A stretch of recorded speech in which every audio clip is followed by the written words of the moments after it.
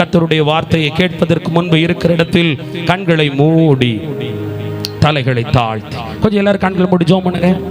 ஆமா, நீங்க ஜெபம் பண்ணுங்க பாக்க, என்னோட பேசுங்கப்பா. எனக்கு இன்னைக்கு என்ன மன்னாவை வச்சிருக்கீங்களோ அதை எனக்கு நீங்க தாங்கப்பா. நான் தூங்காம அதை கேட்கணும், நான் விழித்திருந்து அதை கேட்கணும், நான் வாஞ்சையோட கூட கேட்கணும். ஒவ்வொரு வார்த்தையும் செவி பிறைக்குள்ள இடி முழக்கத்தை போல என் இருதயத்துக்குள் ஒரு உருவ குத்தும் அம்பை போல போகும்போது அந்த வார்த்தைக்கான வல்லமையை நான் ரசிக்கணும் ஆண்டவரே, ருசிக்கணும் ஆண்டவரே. அந்த வார்த்தை எனக்கு விடுதலையை கொடுக்க வேண்டும். அந்த வார்த்தைகளை ஆம் என்றும் ஆமேன் என்றும் சொல்லி நான் ஏற்றுக்கொள்ள கர்த்தர் எனக்கு கிருபை தார். துதி கன மகிமை உமக்கு செலுத்தி ஜெபிக்கிறேன் பிதாவே. ஆமென், ஆமென், அல்லேலூயா, அல்லேலூயா, அல்லேலூயா. பிரசங்கம் நல்லா கேட்கணும், ஆமென் சொல்லுங்க. ஆனா நமக்கு பிரசங்க நேரம் தான் என்ன வந்துடும், இந்த பாழா போன தூக்கம் எப்படி வரும், சுகமா வரும். சிலர்லாம் நைட்டு தூங்குறதே இல்லை. வாட்ஸ்அப்பில் 1 மணிக்கு இருக்கு, 4 மணிக்கு இருக்கு, 5 மணிக்கு இருக்கு. ஆனால் கூட்டத்துக்கு வந்தால் நிம்மதியாக தூக்கமாவது வருது. அப்படியாவது போய் தூங்கிட்டு வரேன்னு சிலர் பேர் வாரீங்க. நான் சொல்கிறேன், நம்ம வார்த்தை நேரம் ரொம்ப விழிச்சிருக்கணும். எவ்வளவுக்கு எவ்வளவு வார்த்தை கேட்குறோமோ, எவ்வளவுக்கு எவ்வளவு அந்த வார்த்தை எனக்கானது, இந்த வார்த்தை எனக்கு ஆவியானவர் தந்தார்னு உரிமை பாராட்டுறோமோ அந்த அளவுக்கு அதனுடைய வீரியம் கூடும். இப்போ நம்ம பாருங்க, யாராவது ஒருத்தர் நமக்கு பிடிக்காத 2 பேரோ, பிடிக்காத ஒருத்தரோ நமக்கு பிடிச்ச ஒருத்தரும் பேசும்போது அவங்க யாரை பற்றி பேசுனாங்களோ இல்லையா, நம்ம சொல்லுவோம் இவன் என்ன பற்றி தான் பேசிட்டா.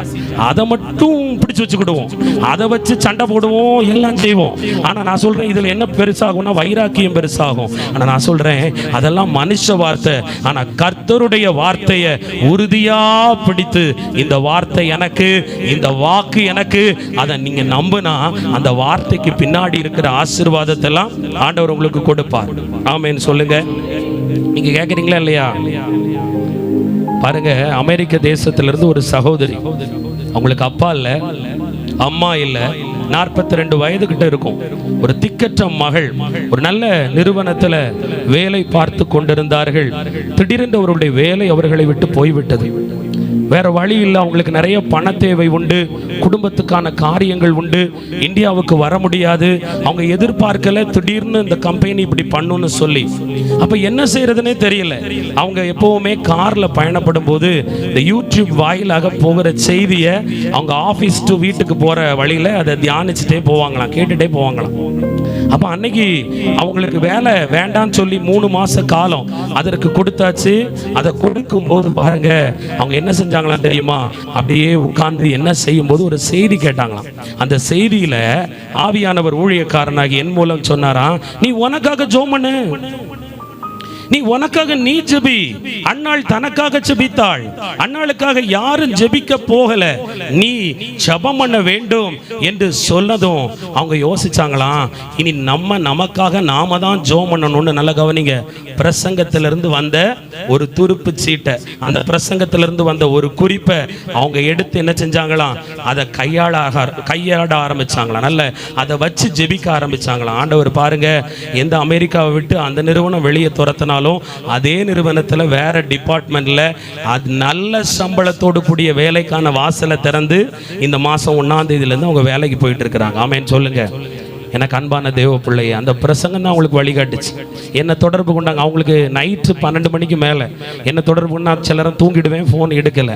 ஆனால் பாருங்க, அவங்க அந்த வார்த்தையை வச்சு ஜெபிச்சாங்க. இன்னைக்கு இந்த வார்த்தையில் கூட உங்களுக்கான விடுதலைக்கான ஒரு குறி இருக்கும், ஒரு வார்த்தை இருக்கும். அதை நீங்கள் பிடிச்சு ஜெபிக்கணும். நான் சொல்கிறேன், நீங்கள் உழைக்காம எதையுமே பிரயாசப்படாம நீங்கள் அனுபவிக்க முடியாது. செய்திகளை கேட்டு அதன்படி ஹோம்ஒர்க் பண்ணணும், வீட்டுக்குள்ளே போய் அதை செஞ்சு பார்க்கணும், சொல்லி பார்க்கணும், செபித்து பார்க்கணும், விசுவாசித்து பார்க்கணும். அப்ப கர்த்தர் அற்புதம் செய்வார். இந்த 5ஆம் மாதம் கர்த்தர், இந்த 7ஆம் மாதம், இந்த 5ஆம் தேதி, இந்த ஆண்டுக்கு, இந்த மாதத்துக்கான வாக்குத்தத்தம் சங்கீதம் 37:5 வாசிக்க கேட்கலாம்.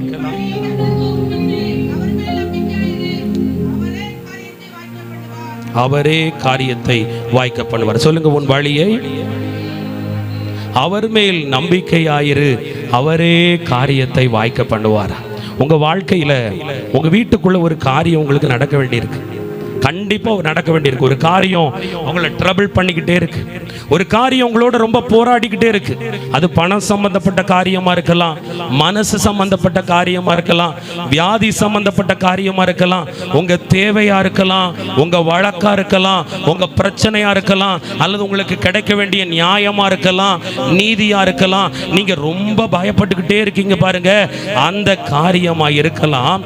கர்த்தர் சொல்லுகிறார், அது எந்த காரியமா இருந்தாலும் அந்த காரியத்தை கர்த்தர் உங்களுக்கு வாய்க்க பண்ண போகிறாராம். ஒரு அல்லேலூயா சொல்லுங்களேன். எனக்கு அன்பான தேவ பிள்ளையே, உங்கள் கணவன் மனைவி சார்ந்த காரியம், உங்க பிள்ளைங்க சார்ந்த காரியம், ஊழியம் சார்ந்த காரியம், சரீரம் சார்ந்த காரியம், கல்வியை குறித்த காரியம், எப்பேற்பட்ட காரியமா இருந்தாலும் அந்த காரியத்தை இந்த 7ஆம் மாதத்தில் இருந்து கர்த்தர் ஆச்சரியமாய் துவக்குவார், அதிசயமாய் துவக்குவார். சில பேருடைய காரியத்தை பற்றி சிலர் சொல்லலாம், அவங்க காரியம் முடிஞ்சு போச்சுப்பா, அவங்க காரியம் இனி அவ்வளவுதான், அவங்க அதுல எல்லாம் இழந்து போனாங்க, அவங்க இனி வாழ கஷ்டம், எழும்ப கஷ்டம், அவங்க இனி சமாதானமா இருக்க முடியாது, உயிரோடு கூட இருக்க முடியாது என்று சிலருடைய காரியம் பூட்டப்பட்டதாய் இருக்கலாம், மூடப்பட்டதாய் இருக்கலாம்.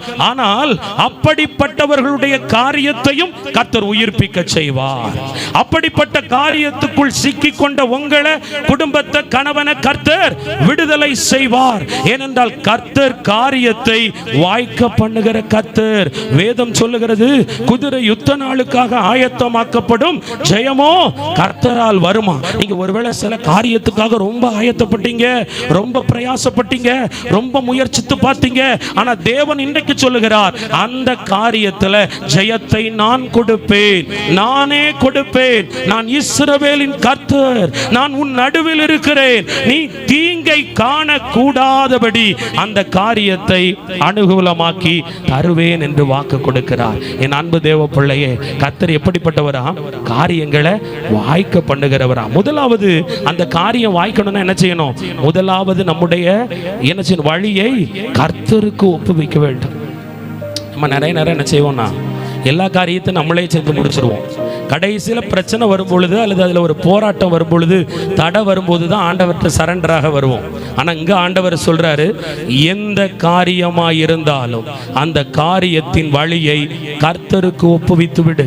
இப்படி ஒரு வியாதி இருக்குப்பா, இப்படிப்பட்ட ஒரு பண தேவை இருக்கு, இப்படிப்பட்ட ஒரு திருமண காரியம் இருக்கு, இப்படிப்பட்ட எனக்கு ஒரு பிரச்சனை இருக்கு, ஒரு சிக்கல் இருக்கு, ஒரு மனிதன் எனக்கு இடையூறலாய் இருக்கிறான், ஒரு மனுஷி எனக்கு இடையூறலாய் இருக்கிறாள், எனக்கு கிடைக்க வேண்டியதை அவர்கள் தடுக்குகிறார்கள், எனக்கு வர வேண்டியவைகளை அவைகள் வரவிடாமல் என்னை ஒடுக்குகிறார்கள், நான் விதவையை போல இருக்கிறேன், திக்கற்ற பிள்ளையாய் இருக்கிறேன், நான் என் குடும்பத்தில் சிறுமையானவனை போல இருக்கிறேன், எனக்கு யாருமே இல்லையே என்று ஒருவேளை நீங்கள் புலம்பினால், இன்றைக்கு நீங்கள் பயப்படும் அந்த காரியத்தை, நீங்க எதிர்பார்த்து காத்திருக்கிற அந்த காரியத்தை, உங்களுக்கு வேண்டிய அந்த காரியத்தின் வழியை கர்த்தருக்கு ஒப்புவீங்க. ஆமென் சொல்லுங்க. நீங்க ஒப்புவிச்சிட்டாலே, ஆண்டவரே நீங்க பார்த்துக்கோங்கன்னு சொல்லணும். எப்படி சொல்லணும்? ஏசப்பா, எனக்கு இத்தனை லட்சம் பணம் தேவை இருக்கு, இவ்வளவு காரியம் கொடுக்க வேண்டி இருக்கு, இதை நான் உங்க மேல வைக்கிறேன், உங்க பாதத்துல வைக்கிறேன், நீங்க இதை பார்த்துக்கோங்க தகப்பனே. இந்த மந்திரம், இந்த பிசாசு, இந்த போராட்டம் என் குடும்பத்தை வாழ விடாதபடி அது மிகவும் போராடி கொண்டிருக்கிறது, இந்த காரியத்தை நான் உங்க பாதத்துல ஒப்பு கொடுக்கிறேன், இந்த காரியத்தின் பாதையை உங்ககிட்ட நான் தெரியப்படுத்துறேன். அப்படி சொல்லி பாருங்க, ஏசப்பா உங்க காரியத்தை வாய்க்க பண்ணுவார். இந்த மாசம் நீங்க அதை தான் செய்யணும். நிறைய பேர் காரியத்தை பரலோகத்துக்கு அனுப்பல, சிந்தைக்குள்ள வச்சுக்கிட்டு இருக்கீங்க, இருதயத்துக்குள்ள வச்சுக்கிட்டு இருக்கீங்க, புலம்பிக்கிட்டே இருக்கீங்க, பினாத்திக்கிட்டே இருக்கீங்க, சிந்திச்சுக்கிட்டே இருக்கீங்க, குழப்பிக்கிட்டே இருக்கீங்க. உங்களுக்கு என்னன்னா, இந்த பிரச்சனையை நான் எப்படி முடிவுக்கு கொண்டு வர போறேன், இந்த காரியத்தை நான் எப்படி கைகூடி வர பண்ண போறேன், இந்த காரியத்தின் பாதையை நான் எப்படி செவ்வைப்படுத்த போறேன், அது உங்க மேல விழுந்த பாரமா? கர்த்தர் சொல்லுகிறார், உன் வழியை நீ ஒப்புவித்து விட்டு நீ அமைதியாயிரு. நீ அதை குறித்து புலம்பவோ, அதை குறித்து பிதற்றவோ, அதை குறித்து கவலைப்படவோ, அதை குறித்து புலம்பி அளவோ ஆண்டவர் உங்களுக்கு அதிகாரம் கொடுக்கல. கர்த்தர் சொல்றார், நீ ஒப்புவி, நான் வாய்க்க பண்ணுவேன். ஆமென் சொல்லுங்க. ஏசப்பா உயிரோட இருக்காரா இல்லையா? உயிரோடு இருக்கிற நம்ம தான் செத்துட்டோம். எதுல? ஆத்துமாவுல. ஒரு அல்லேலூயா சொல்லுங்க. நமக்கு பலன் கூட மாம்சத்துல தான் இருக்கு ஜெபிக்க. அநேகருடைய ஆத்துமா செத்து போச்சு. ஏன்னா அந்த ஆத்துமாவுக்குள்ள என்ன இல்லை? ரட்சிப்பு இல்லை. ஆத்துமாவுக்குள்ள என்ன இல்லை? பரிசுத்தம் இல்லை. ஆத்துமாவுக்குள்ள என்ன வந்துட்டு? பின்மாற்றம் வந்துட்டு. சில பேருடைய ஆத்துமாக்குள்ள என்ன வந்துட்டு? துர்க்குணம் வந்துட்டு. அதனால இன்னைக்கு ஜெபத்துல உயிர் இல்லை, ஜெபத்துல ஜீவன் இல்லை, அபிஷேகத்துல வல்லமை இல்லை. ஆண்டவர் இன்றைக்கு உங்களை பார்த்து சொல்லுகிறார், நீ உன்னுடைய காரியத்தை கர்த்தருக்கு தெரியப்படுத்து. உன் காரியத்தை கர்த்தருக்கு ஒப்புவி. எந்த காரியம் சவாலாய் இருக்கிறதோ, எந்த காரியம் போராட்டமாய் இருக்கிறதோ, எந்த காரியம் உன்னை பயப்படுத்துகிறதோ, எந்த காரியத்தை நீ செய்ய முடியாமல் ஒருவேளை திகைத்து கொண்டிருக்கிறாயோ, அந்த காரியத்தை எனக்கு ஒப்புவித்து விடு, நான் உனக்கு ஜெயம் கொடுப்பேன். ஆமென் சொல்லுங்க. சரி, சொல்லிட்டோம். இன்னொரு குரூப் இருக்கு. அதை தான் அன்னைக்கே நான் சொல்லிட்டேனே, அன்னைக்கே தெரியப்படுத்திட்டேனே. ஆண்டவர் தான் வாய்க்க பண்ணவே இல்லையே, ஆண்டவர் மௌனமா இருக்கிறாரே, சும்மா இருக்கிறார. வேதம் சொல்லுது, அதற்கு பிறகு நீ நம்பிக்கையோடு இரு. முக்கியமே நம்பிக்கை தான். சில வண்டி நல்லா ஜோம் பண்ணும், சில வண்டி நல்லா துதிக்கும், நல்லா பாடும், நல்ல ஆண்டவரை பாருங்க பின்பற்றும். ஆனா உள்ள என்ன இருக்காது? நம்பிக்கை இருக்காது. நடக்குமா? நடக்காதா? நிறைவேறுமா? நிறைவேறாதா? கை கூடுமா? கை கூடாதா? தருவாரா? தரமாட்டாரா? நான் ஆசீர்வாதமா இருப்பேனா? இருக்க மாட்டேனா? நம்பிக்கையற்ற வாழ்க்கை. காரணம், நீங்க எதை நம்புறீங்க தெரியுமா? அதிகமாய் நீங்கள் நம்புவது உங்க பிரச்சனையை. நீங்க அடிக்கடி பேசுறது, எனக்கு ஒரு வியாதி இருக்கு. நீங்க அடிக்கடி பேசுறது, எனக்கு ஒரு பலவீனம் இருக்கு. அடிக்கடி நீங்க மிகைப்படுத்துவது, எனக்கு விரோதமா ஒரு மந்திரவாதி இருக்கான், எனக்கு விரோதமா ஒரு சத்துரு இருக்கான், எனக்கு ஒரு குடி பழக்கம் இருக்கு, எனக்கு ஒரு பாவ பிரச்சனை இருக்கு, என் கணவர் என்னை துன்பப்படுத்துகிறார். நீ அடிக்கடி நம்புவது எதை என்றால், நீ பேசுவதையே அதிகமாய் நம்புகிறாய். நீங்க எதை பேசுறீங்களோ அதை தான் நம்புகிறீங்க. நீங்க வீட்டுக்குள்ள போனாலும் புலம்புறீங்க, இத்தனை லட்சம் கடன் ஆயிற்று, இந்த குடிகார கணவர் என்ன திருந்தல, என் பிள்ளைங்க ரட்சிக்கப்படல. புலம்பாதீங்க. உங்க முன்னாடி அதெல்லாம் இருக்கிறது உண்மை. பிசாசு இருப்பது உண்மை, தோல்வி இருப்பது உண்மை, இழப்பு இருப்பது உண்மை, அவமானம் இருப்பது உண்மை, சவால் இருப்பது உண்மை. ஆனால் கர்த்தர் இருக்கார்ல, அது உண்மை இல்ல. ஆனா நீங்க ஒரு நாளைக்கு ஃபுல்லா அவரை பேசுறீங்களா? உங்க பிரச்சனையை பேசுறீங்களா?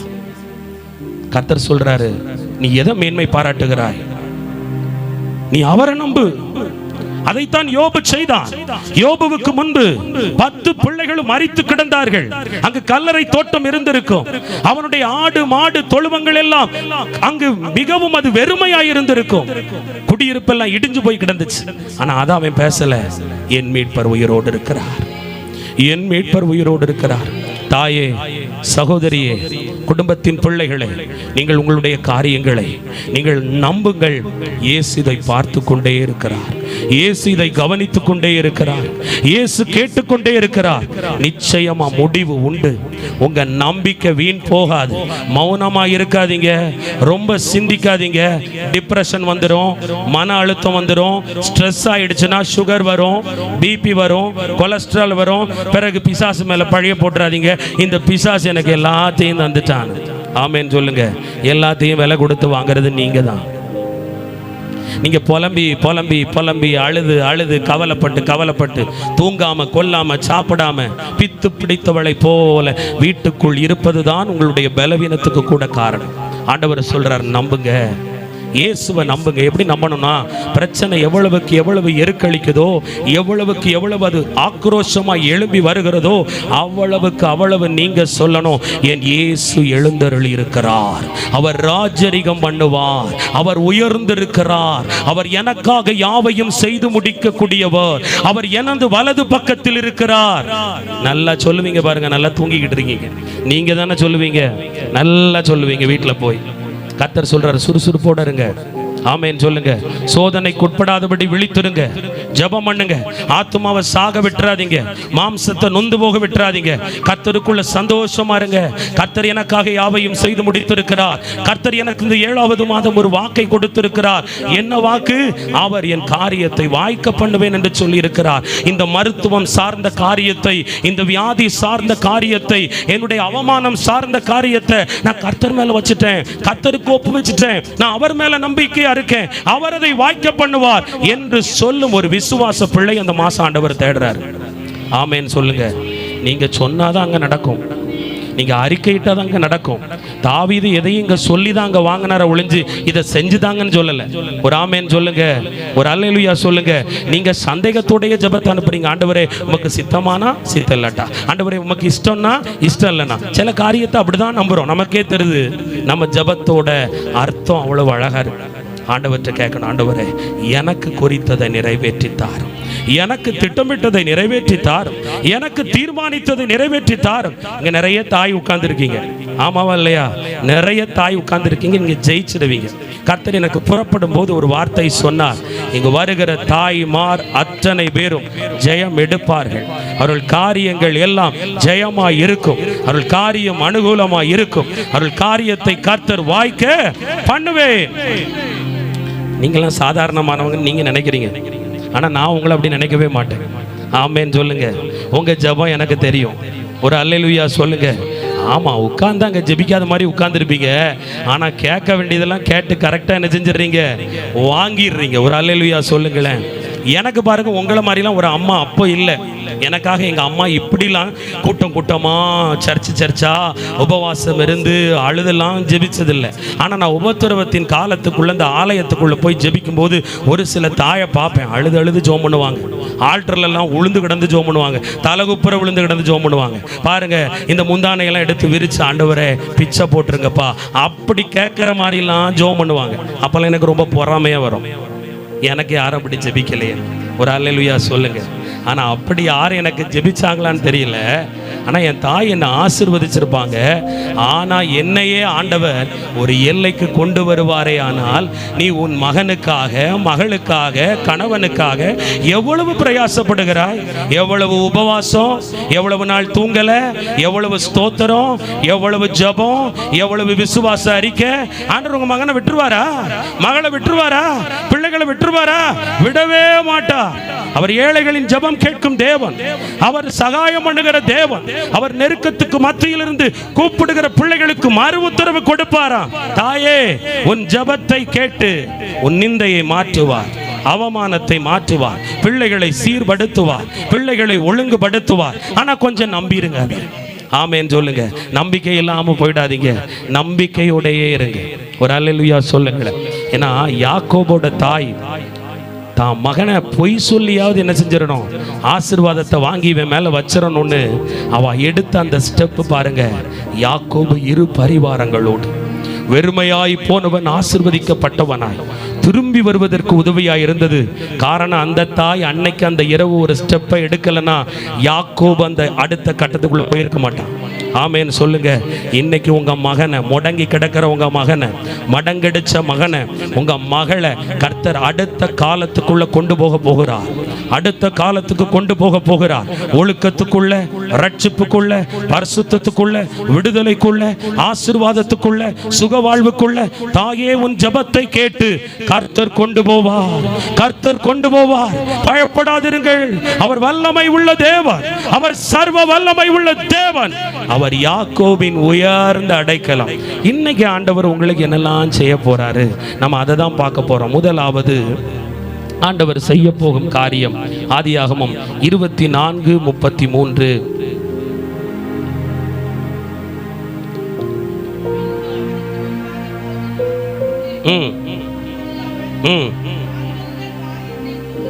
நல்ல கவனிங்க. பின்பு அவனுக்கு முன்பாக போஜனம் வைக்கப்பட்டது. அப்பொழுது அவன், நான் வந்த காரியத்தை சொல்லும் முன்னே, பாருங்க, வந்த காரியத்தை, முதலாவது காரியம் இங்க யார சொல்றாரு, எலியேசரை சொல்றாரு. ஒரு ஆமேன் சொல்லுங்க. எலியேசர் யார் என்றால் ஆபிரகாமுக்கு ஒரு நல்ல வேலைக்காரன், நல்ல வயது முதிர்ந்த ஒரு வேலைக்காரன், முதிர்ச்சி கொண்டவர். ஆபிரகாமினுடைய வீட்டின் காரியத்துக்கெல்லாம் அதிபதியாய் இருந்தவர் தான் இந்த எலியேசர். இந்த எலியேசருக்கு ஒரு காரியத்தை ஆபிரகாம் கொடுக்கிறாரு. என்ன காரியம் தெரியுமா? அந்த எலியேசரை கூப்பிட்டு, எலியேசரே, என் மகனுக்கு ஒரு பெண்ணை நீ பார்க்கணும்பா அப்படின்னு சொல்லி பெண் பார்க்கிற வேலையை, திருமணத்தின் காரியத்தை கர்த்தர் ஒப்பு கொடுக்கிறார். ஒரு அல்லேலூயா சொல்லுங்களேன். திருமண காரியத்தை ஒப்பு கொடுக்கும் போது அவர் சொல்றாரு, அப்பா எலியேசரே, நீ கானானிய பெண்ணுக்குள்ள எல்லாம் போயிடாத, என் சொந்த ஊருக்குள்ள போய் என் சொந்த ஜனத்துக்கிட்ட போய் என் மகனுக்கு ஒரு நல்ல மணமகளை பார்த்து நீ கொண்டு வா அப்படின்னு சொல்லி இந்த ஆபிரகாம் எலியேசருக்கு கட்டளையிட்டு அனுப்புகிறார். எலியேசர் சொல்றாரு, ஐயா ஐயா, இவ்வளவு பெரிய கஷ்டமான வேலையை கொடுத்துட்டீங்களே, அந்த ஊருக்குள்ள போய் அவ்வளவு ஸ்திரீகள் இருக்கிற இடத்துல போய் கரெக்டா உங்க குமாரனுக்கு நான் எப்படி பெண்ணை காண்பேன்? அப்படியே நான் பெண்ணை கண்டாலும் அவள் ஒருவேளை என்னோடு கூட வர மறுத்து விட்டால் உங்க மகனை கூட்டிட்டு போகலாமா என்றெல்லாம் கேட்கிறார். ஆபிரகாம் சொல்லிட்டாரு, என்னானாலும் சரி என் மகனை நீ அங்க கொண்டு போக கூடாது, இந்த பொறுப்பை நான் உன் கையில தாரேன், நீ போ, அந்த காரியத்தை நான் வாய்க்க பண்ணுவேன் அப்படின்னு சொல்லி ஆபிரகாம் அனுப்புறாரு. ஆனா அந்த எலியேசர் பாருங்க, எஜமானன் நமக்கு சொல்லிட்டாரு அப்படின்னு சொல்லி அங்க திறமையை பயன்படுத்தல, அங்க மூளையை பயன்படுத்தல, முயற்சியை பயன்படுத்தல, இந்த காரியத்தை கர்த்தர்ட்ட வைக்கிறாரு. அங்க போய் 10 ஒட்டகத்தை எடுத்துட்டு போறார். ஆபிரகாமினுடைய 10 ஒட்டகத்தை எலியேசர் எடுத்து கொண்டு போய் அங்க ஒரு துறவுல ஒரு கிணற்றுல நின்று அங்க ஒரு ஜெபம் பண்றாரு. தேவனே, என்னுடைய எஜமானனாகிய அந்த ஆபிரகாமினுடைய மகனுக்கு ஒரு பெண்ணை பார்க்க வந்திருக்கேன், இங்க வந்து எந்த பெண் நான் தாகத்துக்கு தண்ணி தா என்றவுடன் குடத்தை சாய்த்து எனக்கும் தண்ணீர் கொடுத்து ஒட்டகங்களுக்கும் அந்த தண்ணீரை வார்க்கிறாளோ அவள்தான் அந்த ஸ்திரீயாய் இருக்க வேண்டும் என்ற காரியத்தை அவன் கையிலே, கர்த்தர் கையிலே அவர் ஒப்பு கொடுத்தார். ஒரு அல்லேலூயா சொல்லுங்க. இன்னைக்கு உங்க வாழ்க்கையில ரொம்ப ரிஸ்கா இருக்கிற காரியம், உங்க வாழ்க்கையில் ரொம்ப சாத்தியமற்ற சில காரியம், ரொம்ப வேதனையா இருக்கிற காரியம், ரொம்ப போராட்டமா இருக்கிற காரியம், உங்க வாழ்க்கையில நீங்க அதை தொட்டு கூட பார்க்க முடியாத காரியம், வாய்க்காத காரியத்தை கர்த்தர் சொல்றாரு, இன்றைக்கு ஜெபத்துல நீ அதை கர்த்தருக்கு தெரியப்படுத்து. அந்த எலியேசர் சொன்னது போல நீ உன் மன விருப்பத்தை தேவனிடத்தில் சொல், உன் உதடுகளின் ஆலோசனைகளை தேவனிடத்தில் சொல், சொல்லி நீ காத்திரு. அந்த எலியேசர் அதற்கு பிறகு முயற்சி செய்யவில்லை, அதற்கு பிறகு வேண்டுதல் செய்த இடத்தில் காத்திருந்தார், தனித்திருந்தார், அடையாளத்தின்படி அவர் ஜெபித்துக் கொண்டிருந்தார். தேவ ஜனமே, இன்றைக்கு நீ எப்படி இருக்கிறாய்? ஜெபிக்கிற பிள்ளையாய் இருக்கிறாய், ஆனால் ஜெபம் கேட்கும் தேவன் வேண்டுதலை நிறைவு செய்யும் வரை பொறுமையோடு இருக்கிறாயா? காத்திருக்கிறாயா? காத்திருக்கிற வாழ்க்கையில் பதற்றம் இல்லாமல் இருக்கிறாயா? பயம் இல்லாமல் இருக்கிறாயா? நம்பிக்கையோடு இருக்கிறாயா? ஆண்டவர் சொல்ற அதுதான் முக்கியம். இன்னைக்கு ஜெபத்தை ஆண்டவருக்கு தெரியப்படுத்துறது பெருசு இல்ல, ஆனா ஜெபத்துக்கான பதில ஆண்டவர் உங்களுக்கு செய்து கொடுக்கும் மட்டும் உங்க மகனுக்கும் மகளுக்கும் குடும்பத்துக்கும் கூடாரத்துக்கும் வீட்டுக்கும் ஊழியத்துக்கும் கர்த்தர் செய்து கொடுக்கும் மட்டும் பொறுமையா இருங்க, காத்தே இருங்க. காத்திருந்தான். அங்க ஒருவள் வந்தாள்.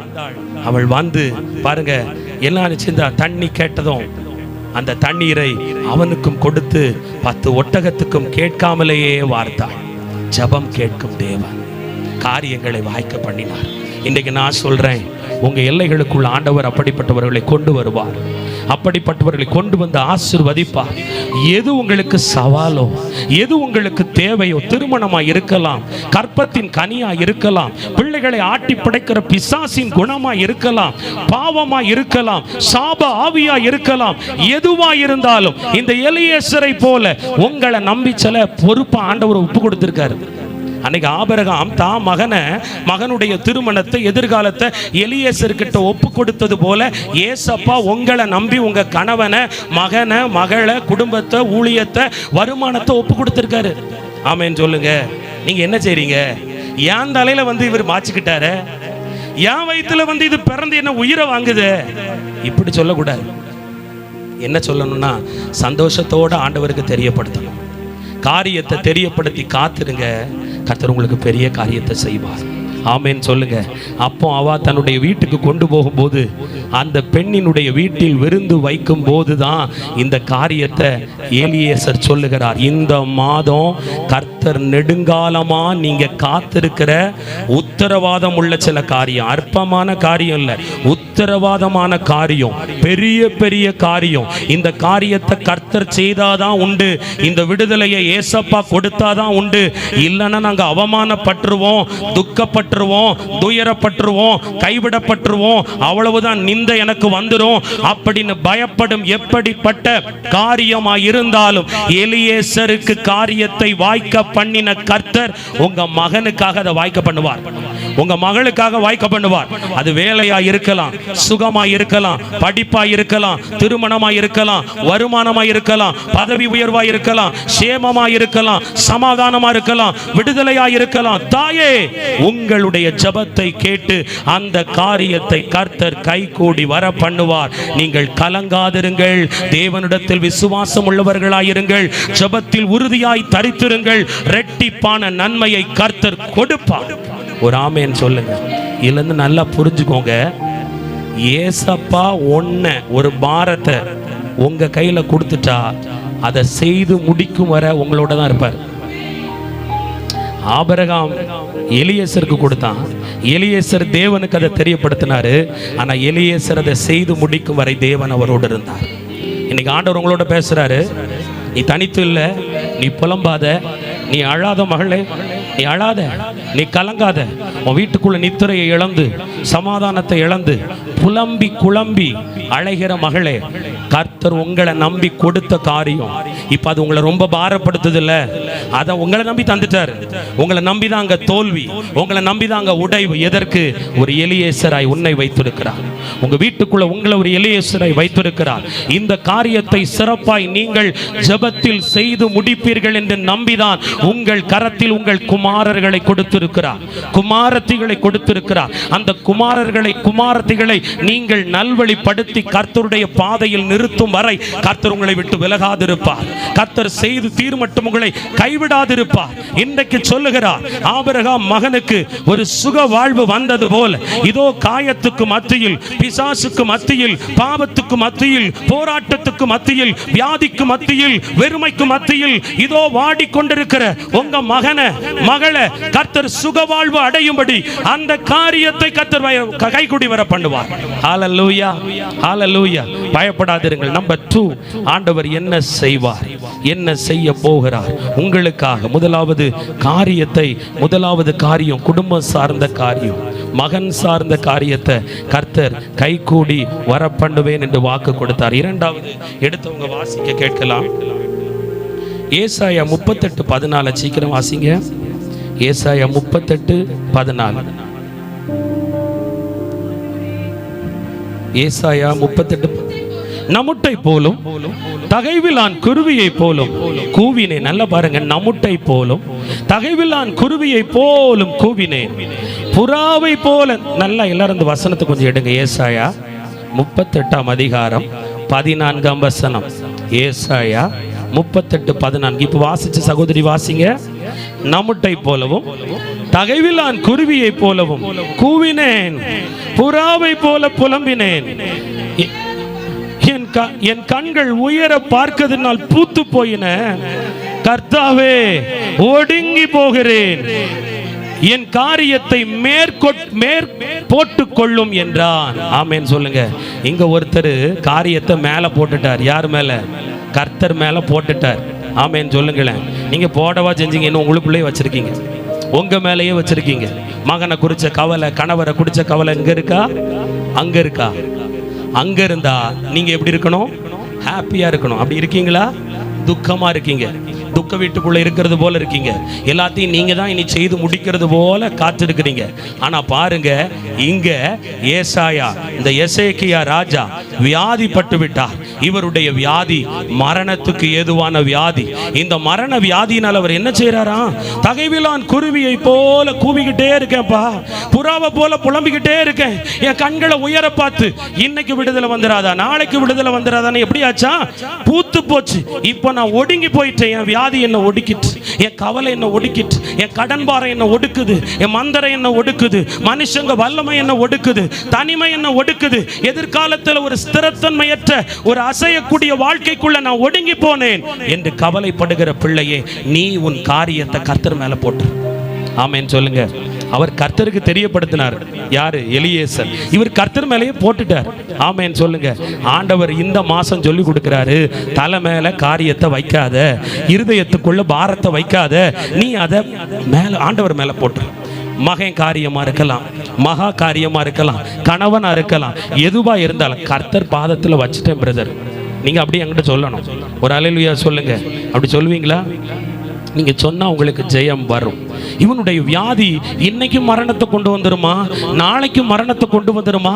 தூக்கத்தை இழக்கிறான், உணவை இழக்கிறான். சொல்லுகிறான், பாதாளத்தின் வாசல் படியிலே நான் உட்கார்ந்து இருக்கிறவனை போல இருக்கிறேன், அலறிக்கொண்டே இருக்கிறேன், புலம்பிக் கொண்டே இருக்கிறேன். தேவஜனமே, நீங்கள் அப்படித்தானே புலம்பிக்கிட்டே இருக்கிறீங்களே, ஏன் கூவிக்கிட்டே இருக்கிறீங்களே, ஏன் முறுமுறுத்துக்கிட்டே இருக்கிறீங்களே, ஏன் இன்னும் நிம்மதி இல்லாம இருக்கிறீங்களே, ஏன் ஆண்டவர் அறிஞ்சோம், ஆண்டவர்கிட்ட வார்த்தை கேட்டோம், வாக்க கேட்டோம், ஜெபித்தோம், கர்த்தரை ருசி பார்த்த நீ இந்த எசேக்கியாவை போல புலம்புவது என்ன? ஆண்டவர் சொல்லுகிறார், உன் காரியத்தை, உன் தேவையை, உன்னுடைய எல்லா காரியத்தையும் கர்த்தர் மேல் போட்டுவிடு, அவர் உனக்கு விடுதலை கொடுப்பார். இவன் பாருங்க, புலம்பி புலம்பி பார்த்தான். ஒரு காலம் வந்தது, இதை தூக்கி நான் போட்டுட்டேன், இனி நான் அழமாட்டேன்னா ஆண்டவர் ஏசாயாவை அனுப்பி ஒரு அத்திப்பழ அடையை கொடுத்து அவன் பிளவின் மேல் அதை போட வைத்தார். ஆமென் சொல்லுங்க. இதுல ஒரு அர்த்தம் இருக்கு. ஆண்டவர் இந்த 7வது மாசம் இந்த வார்த்தையை ஒரு அத்திப்பழத்துக்கு அடையாளமா தாராரு. இது உன்னுடைய பிளவை மூடும், உங்க பிரச்சனையை மூடும், உங்க வேதனையை மாற்றும், உங்க தேவையை சந்திக்கும், உங்க காயத்தை கட்டும், உங்களை வாழ வைக்கும். நீங்க இந்த வசனத்தை அத்திப்பழ அடைய போல எடுத்துக்கோங்க. ஆமென் சொல்லுங்களேன். ஏசாயா பாருங்க, அத்திப்பழ அடையை எடுத்துக்கொண்டு மரணத்தோடு போராடி கொண்டிருந்த எசேக்கியாவின் காயப்பட்ட பிளவு, அந்த புண்ணு பிளந்து போயிருக்கு, அதிலிருந்து கெட்ட நீர் வடிகிறது, மரணத்தின் கிருமிகள் ஓடிக்கொண்டிருக்கிறது, அதுதான் அவனை குத்தி கிழித்து வாதையாய் மாற்றிக் கொண்டிருக்கிறது. தேவஜனமே, இன்றைக்கு யார் பிரச்சனையை கொடுக்கிறாங்களோ, எந்த பிரச்சனை உன் இருதயத்தை காயப்படுத்தினதோ, சிந்தையை காயப்படுத்தினதோ, வாழ்க்கையை ஒடுக்கினதோ, அந்த காரியத்துக்கு, அந்த பிரச்சனைக்கு, அந்த போராட்டத்துக்கு, அந்த சோதனைக்கு, அந்த தேவைக்கு கர்த்தர் அத்திப்பழத்துக்கு அடையாளமாய் இந்த மாதத்தின் வாக்கை கொடுக்கிறார். இந்த வாக்கை நீ வைத்து ஜெபிக்கும் போது இந்த வார்த்தையில் இருந்து ஒரு வல்லமை புறப்பட்டு, எப்படி எசேக்கியாவின் பிளவுபட்ட மரணத்துக்கு ஏதுவான காயத்தை அத்திப்பழ அடை பூட்டினதோ, மூடினதோ, சுகத்தை கொடுத்ததோ, அடையாளத்தை மாற்றினதோ, உன்னையும் கர்த்தர் இந்த வாக்கை கொண்டு மாற்ற போகிறார். ஹalleluya, ஹalleluya. அப்படியே நடக்க போகுது. ஆமென் சொல்லுங்க. இதை வச்சு எடுத்த மாத்திரத்தில் இப்படி ஒரு வியாதிக்காரனா என்று பார்க்க முடியாத அளவு கர்த்தர் அவனை சுகமாக்கினார். உங்க வாழ்க்கைக்குள்ள இருக்கிற தழும்பு மாறப்போகுது, காயம் மாறப்போகுது, வடுக்கள் மாறப்போகுது. கர்த்தர் உங்க குடும்பத்தை மாத்த போறார், வீட்டை மாத்த போறாரு, உங்களுடைய சூழ்நிலைமையை மாத்த போறாரு, அந்த வியாதியை மாத்த போறாரு. நீ விசுவாசத்தோட போ, நீ நம்பிக்கையோட போ.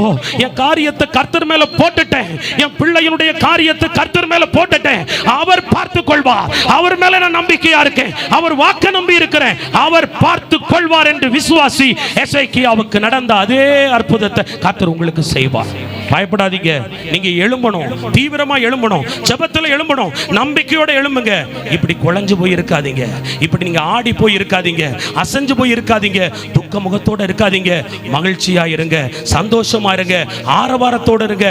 பாடல் பாடுகிற சத்தம் உங்க வாயிலிருந்து ஆண்டவரை நோக்கி கேட்கட்டும், துதி பாடலின் சத்தம் ஆண்டவரை நோக்கி கேட்கட்டும், அந்நிய பாஷையின் சத்தம் வாய்க்குள்ள இருந்து கேட்கட்டும். நீ முழங்கி கொண்டே இரு, நீ கூவாத, நீ புலம்பாத, நீ அலப்பி கொண்டிருக்காத, நீ பாடிக்கொண்டிரு, நீ துதித்து கொண்டிரு, நீ ஜெபித்து கொண்டிரு. அப்படின்னா அர்த்தம், யாராவது கவலைக்கு உட்படுத்திட்டா பாட்டு புஸ்தகத்தை திறந்து 5 பாட்டை பாடு. ஆமென் சொல்லுங்க. முடியுமா? முடியணும். ஒரு அல்லேலூயா சொல்லுங்க. நம்ம எப்போ பாடுவோம்? எப்போ எதிர்பார்த்தது வந்துச்சோ அப்போ வாயில தானா பாட்டு வரும். இல்லைன்னா ஏதோ கிச்சனை கிராஸ் பண்ணும்போது கீழ்ப்பாக்கத்தை ஆஸ்பத்திரியை கிராஸ் பண்ண மாதிரி அங்கே அம்மா மாறும் அக்கா மாறும் தனியாக புலம்பி கொண்டிருக்கிற சத்தம் தான் இங்கே கேட்கும், காதுக்கு கேட்கும். ஆண்டவர் சொல்றார், பாடலை பாடு, சந்தோஷமாய் பாடு. சிறைச்சாலையில் எல்லாரும் கேட்டுக்கொண்டிருந்தார்கள், அவர்கள் காதுகள் திறந்திருந்தது. உங்க வீட்டுக்குள்ள இருக்கிறவங்கலாம் அதை கேட்கட்டும். அப்படி நீங்க கட்டுக்கு மத்தியில் இருந்தாலும் பாடி பாருங்க. உங்க பிளவை மாற்றுகிற ஒரு அத்திப்பழத்துக்கு ஆதாரமா இந்த வாக்கை உங்க கையில கொடுத்து அனுப்புறாரு. அப்படின்னா அத்திப்பழத்துக்குள்ள ஒரு சுகமாக்கும் வல்லமை இருந்தது, குணமாக்கும் வல்லமை இருந்தது, அந்த அடையாளத்தை மாற்றக்கூடிய வல்லமை இருந்தது. இந்த மாத வாக்குக்குள்ள உங்க பிரச்சனைக்கான தீர்வு இருக்கு, உங்க பிரச்சனைக்கான தீர்வு இருக்கு, உங்க தேவையை சந்திக்கிற ஆதாரம் இந்த வார்த்தையில் இருக்கு. உங்க எதிர்காலத்துக்கான திறந்த வாசலின் சாவி இந்த வார்த்தைக்குள்ள இருக்கு.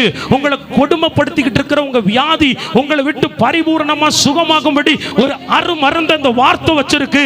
வர வேண்டிய காரியம், தடப்பட்ட காரியம், நடக்க வேண்டிய காரியம், அசாதாரணமான காரியத்தெல்லாம் கை கூடி வர பண்ணக்கூடிய ஒரு வார்த்தையின் வல்லமை இதோ இந்த வார்த்தைக்கு உண்டு.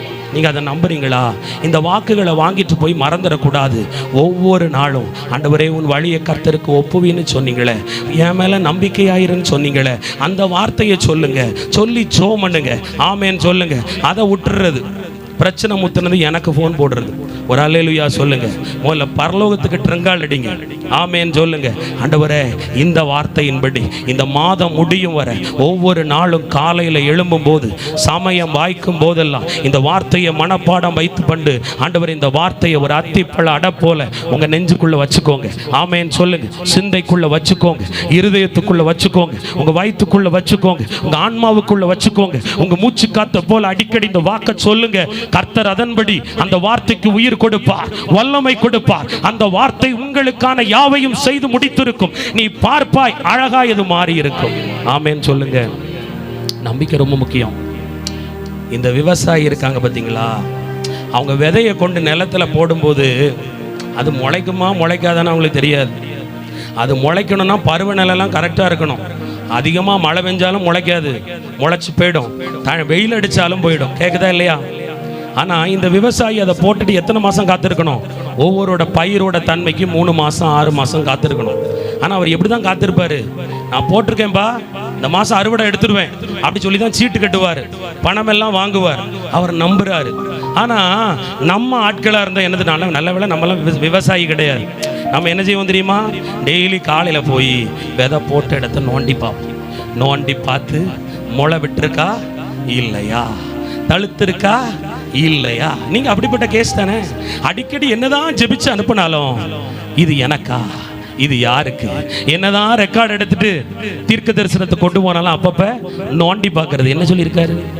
அப்படி இல்லையே, வேற மாதிரி வந்திருக்கு. நீங்க நோண்டி பார்க்கிற கேஸ். அதனாலதான் இன்னும் வளரல. கர்த்தர் சொல்றாரு, மூடியே வை, அது ஏற்ற சமயம் வரும்பொழுது அறுவடையை கொடுக்கும். நீ எவ்வளவுக்கு எவ்வளவு நிலத்தில் புதைக்கப்படுகிறாயோ அவ்வளவுக்கு அவ்வளவு பெரிய மகசூல் உன் மூலமாய் வரும். உங்க ஜெபம், உங்க நம்பிக்கை, உங்க மேல உள்ள வாக்கு, தீர்க்க தரிசனம், உங்க பாடு எவ்வளவு பெருசோ அவ்வளவுக்கு அவ்வளவு உங்க ஆசீர்வாதம் பெருசு, உங்க சந்தோஷம் பெருசு, உங்க மகிழ்ச்சி பெருசு. இன்னைக்கு நீ வனாந்தரத்துல நிக்கலாம், வறுமையில் இருக்கலாம், தரித்திரத்தில் இருக்கலாம், கேள்விக்குறியில் இருக்கலாம். ஆனா நீங்க போட்ட விதை தேவ சமூகத்துல உங்க கண்ணீர் என்னும் விதை, ஜெபம் என்னும் விதை, பாடு என்னும் விதை, உடைதல் என்னும் விதை, நொறுங்கி போன விதை, இழந்து போன விதை தேவ சமூகத்தில் விதைக்கப்பட்டிருக்கு. அதுக்கு கண்ணீரை தண்ணியா பாய்ச்சறீங்க, அபிஷேகத்தை ஆவியானவர் பாய்ச்சறாரு. அது முளைக்கும், அது முளைக்கும். நீ அறுவடை எடுப்பாய், கவலைப்படாதே சகோதரியே, தாயே. கர்த்தர் அந்த விதைகளை அவர் முளைக்காம வச்சிருக்கல, முளைக்க வைக்க போறார். ஆமென் சொல்லுங்க. அது ரட்சிப்புங்கிற முளையா இருக்கலாம். தயவுசெய்து நோண்டி பார்க்காதீங்க, அல்லேலூயா, கிண்டி பார்க்காதீங்க. ஆமா, நீங்க நிறைய பேர் அப்படிதான் ஜெபம் பண்ணிட்டு அனுப்பின பிறகு அது ஏன் இல்லை அப்படின்னா கிண்டி பார்க்குறீங்கன்னு அர்த்தம். ஏன் ஆண்டவர் என்ன மறுபடியும் அப்படின்னு சொன்னா அது மறுபடியும் கிண்டப்படுறதுக்கு அடையாளம். நம்பிக்கையோடு இருங்கள், கர்த்தர் பெரிய காரியத்தை செய்வார். கடைசியாக ஆண்டவர் உங்களுக்கு என்ன செய்ய போறார்? நான் ஒரு 5 நிமிடத்தில் பார்த்து ஜெபிக்க விரும்புகிறேன். எரேமியா 20ஆம் அதிகாரம் 12ஆம் வசனம். எரேமியா 20:12. ஆனால் நீதிமானை சோதித்தறிந்து உள்ளந்திரியங்களையும் இருதயத்தையும் பார்க்கிற சேனைகளின் கர்த்தாவே, நீர் அவர்களுக்கு நீதியை சரி கட்டுகிறதை காண்பேனாக, என் காரியத்தை உம்மிடத்தில் சாட்டி விட்டேன். ஆமென். ஒருத்தர் சொல்லிட்டாரு, ஒருத்தர் போட்டுட்டாரு, ஒருத்தர் பலமா சாட்டி போட்டுட்டார். ஆமென். அது உங்களுக்கு, எனக்கு தெரியாது எதை, அவமானத்தை, நிந்தைய. இன்னைக்கு உங்களுக்கு நிந்தை இருக்கு, அவமானம் இருக்கு, வெக்கம் இருக்கு, உங்களை கேவலப்படுத்துறவங்க இருக்காங்க. இது குடிகாரன் குடும்பம், இவளா இவங்க வாயாடி குடும்பம், பலர் பலவிதமா சொல்லலாம். ஆனா ஒண்ணு, யாரையெல்லாம் உங்களை நிந்தனப்படுத்தினாங்களோ நீங்க அதை சாட்டிருங்க. யார் மேல? ஏசப்பா மேல. என்ன அவமானப்படுத்தினா அது உங்களுக்கு தான் சாட்டிருங்க. எரேமியா தீர்க்கதரிசி ஒரு தீர்க்கதரிசி. இளம் வாலிபன் பாருங்கள், ஊழியக்காரர், கர்த்தரோடு பேசுகிறவர். கர்த்தர் எரேமியாவின் நாவோடு நாவாய் இருந்து தீர்க்க தரிசனத்தை தேசத்துக்கு சொல்லும் போது தேசத்து ஜனங்கள் அதை ஏற்றுக்கொள்ளவில்லை, தேசத்தின் அதிகாரிகள் ஏற்றுக்கொள்ளவில்லை. கிண்டல் அடிச்சாங்க, கேலி பண்ணாங்க, ஜெயில தூக்கி போட்டாங்க. நடந்த முடிவு என்ன தெரியுமா? சிறை கம்பிகளுக்குள்ளே அவன் சொன்ன வார்த்தை, இதோ என் நீதியை புரட்டுறவங்க, நியாயத்தை புரட்டுறவங்க, என்ன அவமானப்படுத்துறவங்க, கேவலப்படுத்துறவங்க, அதன் நிமித்தம் எனக்கு வந்த துக்கத்தை உம்மேல் சாட்டி விட்டேன். முதல்ல சொன்னாரு, இரண்டாவது ஒருவர் போட்டுட்டாரு, மூணாவது ஒருத்தர் சாட்டி விட்டார். ஒரு அல்லேலூயா சொல்லுங்க. ஆண்டவர் மேல அதை போட்டுட்டார், சாட்டி விட்டார். குற்றஞ்சாட்டினது போல இது உங்களுக்கு வந்த அவமானம், ஏன்னா அது ஆண்டவர் நிமித்தமா அவருக்கு வந்த நிந்தை. இன்னைக்கு ஜெபம் பண்ற நீங்க, ரட்சிக்கப்பட்டிருக்க நீங்க, தெரிந்து கொள்ளப்பட்டிருக்க நீங்க, அழைக்கப்பட்டிருக்கிற நீங்க, நீதி நிமித்தம் துன்பப்படுத்தப்படுறீங்களா? நியாயத்து நிமித்தம் உங்களை ஒடுக்குறாங்களா? நீங்க உங்க குடும்பத்தை கட்ட தான் உங்க குடும்பத்துக்குள்ள வந்தீங்க, ஆனா உங்க குடும்பத்தார் உங்களை புத்தி கெட்டவான்னு சொல்றாங்களா? உங்க குடும்பத்தின் அழிவுக்கெல்லாம் காரணம் நீதான் சொல்றாங்களா? நீங்க உங்க தெருவில் இருக்கீங்க, குடியிருப்புல இருக்கீங்க, நீங்க எல்லாரையும் நேசிக்கிறீங்க, ஆனா உங்க வீட்டை எல்லாரும் ஓரம் கட்டி வச்சிருக்காங்களா? ஜெபத்துக்கு வர்ற உங்களை அற்பமா பேசுறாங்களா? ஆலயத்துக்கு போகிற உன்னை துச்சமா நினைக்கிறாங்களா? கர்த்தர் சொல்றார், இன்றைக்கு நீ அதை அவர் மேல் சாட்டிவிடு, அவர் மேல் சாட்டிவிடு. ஆண்டவர் இந்த எரேமியாவுக்கு ஒரு நீதியை செய்தார், நியாயத்தை செய்தார். எவ்வளவுக்கு எவ்வளவு கேவலப்படுறீங்களோ அவ்வளவுக்கு அவ்வளவு பாக்கியவான்கள். எவ்வளவு கேவலம் வந்துச்சோ அந்த அளவுக்கு புகழும் வரும். ஆமேன் சொல்லுங்க. நம்புறீங்களா? எங்க நம்பிக்கை வந்துச்சு? கை வரலையே. அல்லேலூயா. எந்த அளவுக்கு மகனால, மகளால, கணவரால, வீட்டால, பொருளாதார சீர்கேட்டால நீங்க உங்க வீட்டுக்குள்ள கேவலப்படுத்தப்படுறீங்களோ அவ்வளவுக்கு அவ்வளவு ஆண்டவர் உங்களுக்கு ஒரு புகழ்ச்சியை வைத்திருப்பார். இவளா இவனா அப்படின்னு உங்க முதுகு பின்னாடி உங்களை சலித்து வெறுத்து முகச்சாட பேசுறாங்க பாருங்க, நீங்க பாக்கியவான். இந்த சபையிலே நீங்க ஓரம் கட்டப்படலாம், இந்த ஜபாரையிலே நீங்க ஒருவேளை புறக்கணிக்கப்பட்டிருக்கலாம். ஒரு சிலர் உங்களை ஏளனமா சிலர் நினைக்கலாம், ஆண்டவர் உங்களை தான் உயர்த்துவார். உங்க சபைக்குள்ள உங்களை சிலர் தள்ளலாம், உங்க தெருவில் உங்களை அவமான சின்னமா வச்சிருக்கலாம், உங்க குடும்பத்துக்குள்ள ஒதுக்கி கட்டலாம். நீங்க அவங்களோட போய் சண்டை போடாதீங்க. நான் சொல்லித்தரேன், எவ்வளவுக்கு எவ்வளவு உங்களை ஒரு இடத்துல ஒரு கூட்டம் எழும்பி தனிமைப்படுத்துதோ, எவ்வளவுக்கு எவ்வளவு ஒரு கூட்டத்தில் ஒரு குடும்பமா செஞ்சு உன்னை எதிர்க்காங்களோ, நீ நினைச்சுக்கோ நான் தனியா இருக்கேன், கேவலப்படுத்தப்பட்டுட்டேன்னு நினைக்காத. அது தேவன் மேல் சாட்டி விடு, பரலோகம் உனக்காய் வரும், பரலோகம் உனக்கு ஆதரவாய் வரும். எந்த இடத்தில் நிந்தையும் வெட்கமும் அவமானமும் கேவலமும் பழி சொல்லும் உங்கள் மேல் வந்து நீங்கள் நிந்தனைக்கு உட்படுத்தப்பட்டீர்களோ அதே இடத்துல கர்த்தர் உங்களை உயர்த்தி காண்பிப்பார். நான் சொல்றேன், நீதி தான் ஜெயிக்கும், நியாயம்தான் ஜெயிக்கும், உண்மைதான் ஜெயிக்கும், பக்தி தான் ஜெயிக்கும், ஆவியின் கனிகள் தான் ஜெயிக்கும். ஒரு அல்லேலூயா சொல்லுங்க. அன்பு செய்யறவங்க தான் ஜெயிப்பாங்க, அந்த ஆதங்கத்தை தெரிவிக்கிறவங்க ஜெயிக்க மாட்டாங்க. ஆமேன் சொல்லுங்க. அதிகாரம் பண்றவங்களும் ஜெயிக்க மாட்டாங்க. ஆமேன் சொல்லுங்க. சுயநலவாதிகள் ஜெயிக்க மாட்டாங்க, புறங்கூறவங்க ஜெயிக்க மாட்டாங்க, கேவலப்படுத்துறவங்க ஜெயிக்க மாட்டாங்க. உன்னை குறித்து வீட்டுக்குள்ள போய் இன்னொருத்தட்ட போன் போட்டு பேசி மத்தவங்க வந்தா பாத்துக்கன்னு சொல்லி உன்னை பற்றி ஒருத்தர் இந்த இடத்திலிருந்து வீட்டில் போய் விமர்சித்து கேவலப்படுத்தி பேசினாலும் அவன் உயரமாட்டான், அவள் உயரமாட்டாள். ஆனால் அவனுக்கும் அவளுக்கும் மத்தியில் தலை குனியப்பட்ட உன்னை கர்த்தர் உயர்த்துவார், உன் சந்ததியை கர்த்தர் உயர்த்துவார், உன் குடும்பத்தை கர்த்தர் உயர்த்துவார். காரணம் நீ ஒரு எரேமியா, உன்னை தெரிந்து கொண்டிருக்கிறார். எரேமியா அழைக்கப்பட்டவன், எரேமியா அபிஷேகம் பண்ணப்பட்டவன், எரேமியா கர்த்தருடைய வார்த்தையை சுமந்தவன். தேவ ஜனமே, முழங்காலில் நின்று பாடல் பாடி ஸ்தோத்திரம் பண்ணி ஜெபம் செய்து கர்த்தருக்காக காத்திருக்கிற தேவ பிள்ளையே, எவ்வளவுக்கு எவ்வளவு வந்து வெட்கம் வந்தாலும் கவலைப்படாதீங்க. உங்களை உயர்த்துவார், உங்க மகனை உயர்த்துவார். நான் பலமுறை சொல்லியிருக்கேன், ஆனால் இன்னைக்கு சொல்றேன். நான் அந்த வீட்டுக்குள்ள உபத்திரவத்தின் காலத்துக்குள்ள இருக்கும்போது நான் வச்சிருந்த பேகை தூக்கி அந்த உடங்காட்டுக்குள்ள வீசிட்டாங்க, வெளியே போன. நாங்கள் 4 ஆண்டுகள் இருக்கும்போது நான் வச்சிருந்த என்னுடைய 4 செட்டு துணி தான் தூக்கி வெளியே அந்த உடங்காட்டுக்குள்ள வீசிட்டாங்க. ஆனா அந்த இடத்துல கர்த்தர் என்னை ராஜாவாய் நிற்க வைத்திருக்கிறார். நான் சொல்றேன், நீங்க எந்த இடத்துல, நான் என்னை எத்தனை பேர் எதிர்த்தாலும் கவலையப்பட மாட்டேன், எத்தனை பேர் என்னை பகைச்சாலும் கவலைப்பட மாட்டேன்.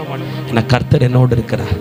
நான் என்னோட இருந்ததை ஏற்கனவே பார்த்துட்டேன், இனிமேலும் பார்ப்பேன். அவர் என்னை விட்டு விலக மாட்டார். என்னை விட்டு கைவிட மாட்டார். காரணம் இத்தனை ஆண்டு காலம் அவர் பலத்த கரத்துக்குள் அடங்கி இருந்தேன். நீங்க அப்படி இருக்கீங்களா? உங்க வீட்டுக்குள்ள பொறுமையோட இருங்க. இரண்டாவது ஒரு முறை உடைய சொந்த அண்ணன் சொந்த அண்ணி இந்த வீட்டுக்குள்ள அவனை வைக்கவே கூடாதுன்னு இங்க வந்து பலமா சண்டை போட்டாங்க. இந்த அந்த கிரவுண்டுக்குள்ள போற வழியில ஒரு கிணறு இருந்துச்சு, சிலருக்கு தெரியும். அந்த கிணற்றுக்கு பின்பு ஒரு இரவு முழுவதும் அந்த பக்கம் உட்கார்ந்து இருந்தேன். ஆனால் அந்த கிணத்துல என்ன இல்லை, குப்பை இருந்துச்சு. இல்லைன்னா கிணத்துல விழுந்து செத்து இருக்கலாம்னு நினைச்சேன். அந்த இரவு அங்கே உட்கார்ந்து இருந்தேன். ஆனா என்னை தான் கர்த்தர் தெரிந்து கொண்டார். ஒருவேளை நீங்க அப்படி இன்னைக்கு ஒதுக்குப்புறமா இருக்கலாம், ஒளிஞ்சிருக்கலாம், தெருவில் மறைஞ்சு குனிஞ்சு போகலாம். நான் சொல்றேன், கர்த்தருடைய அழைப்பு உண்மையில் இருக்கிறது. இந்த இடத்துக்கு சாதாரணமாக யாரும் வர முடியாது. அப்படிப்பட்டவங்க தான் நீங்கள் இங்கே வந்திருக்கீங்க. சித்தம் இல்லாதவங்களை வைக்க மாட்டார். ஆனால் சித்தம் உள்ளவங்களை கொண்டு வந்திருக்காரு. எதுக்கு தெரியுமா? இந்த 3 வார்த்தை உங்களுக்கு தேவை. உங்கள் வீட்டுக்குள்ளே திருமண காரியம் நடக்கணும், வேலையின் காரியம் நடக்கணும், தொழிலின் காரியம் நடக்கணும், ஊழியத்தின் காரியம் நடக்கணும். 2வது உங்கள் வியாதி மாறணும், உங்களை குத்தி கிழிக்கிற காரியம் மாறணும். இன்னைக்கு என்னை உபத்திரவப்படுத்தினவங்களை யாரையுமே எல்லையில் பார்க்கல. ஆமேன்னு சொல்லுங்க. யாராலையும் என்கிட்ட நின்று பேச முடியல. ஆனால் நான் பணிவாக தான் இருக்கிறேன். நான் சொல்கிறேன், மகளே மகனே, ஜோம் பண்ணுற இடத்துல, ஊழியம் செய்கிற இடத்துல, ஆலயத்தில், சபையில், வீட்டுக்குள்ள, உறவுக்கு மத்தியில் உன்னை அவமானப்படுத்தினா நான் சொல்கிறேன், பொறுமையாயிரு. இன்றைக்கி நான் எல்லாத்தையும் பொறுமையாக தான் செயல்படுத்துவேன். ஏன்னா பொறுமையாக நம்ம இருந்தால் சுறுசுறுப்பாக கர்த்தர் செயல்படுவார். ஆமேன்னு சொல்லுங்க. ஜபத்தில் உறுதியாய் தரித்திருங்கள், ஜபத்தில் உறுதியாய் தரித்திருங்கள். இல்லாதவைகளை எல்லாம் இருக்கிறவைகளை கர்த்தர் மாற பண்ணுவார். எனக்கு ஒன்னே ஒன்று, என் கூட யார் இல்லைனாலும் இயேசு இருப்பார். அந்த நம்பிக்கை உங்களுக்கு இருக்கட்டும். மகளே உனக்கு இருக்கட்டும், மகனே உனக்கு இருக்கட்டும், அன்பு சகோதரி உனக்கு இருக்கட்டும். தனியா இந்த போராட்டத்தில் கஷ்டப்படுறேன்னு நினைக்காத. கர்த்தர் உனக்காய் இருக்கிறார், உனக்காய் வழக்காடுவார். நான் அவ்வளவுக்கு அவ்வளவு மரணத்தை கூட ஒரு இரவு முழுவதும் அந்த கிணறு இருந்த இடத்துல வீடு வந்துச்சு. நான் நிறைய நேரம் முன்னாடி உட்கார்ந்து அந்த இடத்த பார்ப்பேன். அந்த இடத்துல பின்னாடி, அந்த கிணத்துக்கு பின்னாடி சாஞ்சு மண்ணுக்குள்ள நான் உட்கார்ந்து இருந்தது யாருக்கும் தெரியாது. இன்றைக்கு மறைவிடத்துல நீங்க இருக்கலாம், ஒளித்து கொண்டிருக்கலாம், உங்க வீட்டுக்குள்ள நீங்க அடைச்சு வைக்கப்பட்டது போல இருக்கலாம். ஆனா சொல்றேன், உங்க தலையை உயர்த்துவார், உங்க சந்ததி தலையை உயர்த்துவார். ஹல்லேலூயா, ஹல்லேலூயா. நான் சொல்லுவேன், என்னுடைய சந்ததியிலே நான் தான் அதிகமா ஆசீர்வாதமா இருப்பேன். ஏன்னா உன்னை வெட்கப்படுத்தினவங்க முன்னாடி உன்னை ஆண்டவர் உயர்த்தி காண்பிப்பார், உயர்த்தி காண்பிப்பார், ஆசீர்வதித்து காண்பிப்பார். ஒருவேளை நான் காலையில் படுத்து தூங்குவேன் பாருங்க, அப்போ காலையில் டிஃபன் இருக்காது, சாப்பாடு காஃபி டீ இருக்காது, நைட்டும் சாப்பாடு ரொம்ப சாப்பிட்ருக்க மாட்டோம். அப்போ அந்த பழைய ஜபரை இதில் அரை தின்னு இருக்கும், கீழே சிமெண்ட் தர பாய் விரித்து காலையில் கிறக்கமாக இருக்கும்போது நான் படுத்து தூங்குவேன். என்னுடைய உறவினர் ஒருத்தர் நான் தூங்கக்கூடாதுன்னு டிஸ்டர்ப் பண்ணுறதுக்கு இந்த விளக்கமாறு இருக்குது பாருங்கள், ஈக்கல் விளக்கமாறு, அதனுடைய பின்பக்கத்தை நம்ம அப்பப்போ எங்கே தட்டுவோம், அதை சமமாக்குறதுக்கு சுவத்தில் தட்டுறது போல் என் தலைக்கமாட்டில் அப்படி தட்டுவாங்க. அது எதுக்குன்னா, அது கேவலப்படுத்த. நான் அப்படி ஆயிடுச்சேனா. ஆனால் நான் சொல்லட்டும், இன்றைக்கி அவங்க தான் அப்படி இருக்காங்க. ஆமேன்னு சொல்லுங்க. இன்றைக்கி இதெல்லாம் ஏன் சாட்சியாக சொல்கிறேன்னா, உங்களை நிறைய பேர் ரொம்ப சீண்டி பார்க்குறாங்க, நிறைய பேர் உங்களை கேவலமாக வச்சுருக்காங்க. நான் புறப்படும் போது ஆண்டவர் இதை சொல்ல சொன்னார். நிறைய பேர் உங்களை மனுஷியாவே மதிக்கிறது இல்லை, துச்சமாக நினைக்கிறாங்க.